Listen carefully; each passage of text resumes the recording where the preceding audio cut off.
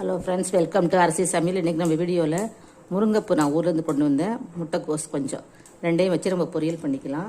நான் அலசிட்டு தண்ணிலாம் வடிச்சிட்டு வச்சுருக்கேன். இப்போ 2 ஸ்பூன் எண்ணெய், கடுகு, உளுத்தம்பருப்பு, கடலைப்பருப்பு போட்டிருக்கேன். ஒரு வெங்காயம், ஒரு பச்சை மிளகாய், அங்கே ஒரு காஞ்ச மிளகாய், கருவேப்பிலை இதெல்லாம் போட்டுக்கலாம். கடுகு வெடிக்குது.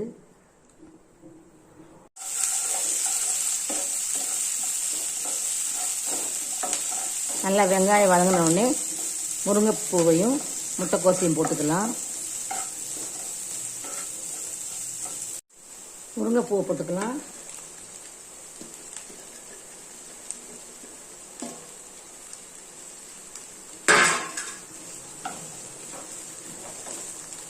நல்லா வதக்கிட்டு உப்பு போட்டுட்டு கொஞ்சம் தண்ணி தெளித்து வேக வச்சுருவோம். இப்போ கொஞ்சம் தண்ணி ஊற்றிக்கலாம். கலந்து விட்டுட்டு மூடி வச்சுக்கலாம். ஒரு 5 நிமிஷம் மூடி வச்சுருப்போம்.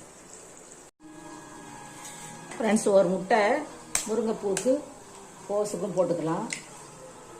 நல்லாயிருக்கும் முட்டை போட்டால். நான் முக்கால்வாசி பசங்க சாப்பிட மாட்டான்னு இந்த மாதிரி போட்டுடுவேன். முருங்கைப்பூ வந்து டேஸ்ட்டாக இருக்கும் இந்த முட்டை போடும்போது. என்னோடய சேனலை பார்க்குறவங்க அனைவருக்கும் ரொம்ப ரொம்ப நன்றி. சப்ஸ்கிரைப் பண்ணுங்கள், கமெண்ட் பண்ணுங்கள். இந்த முருங்கைக்கீரை முட்டைக்கோஸ் பொரியல் எப்படி செய்யலான்னு வாங்க பார்க்கலாம் ஃப்ரெண்ட்ஸ்.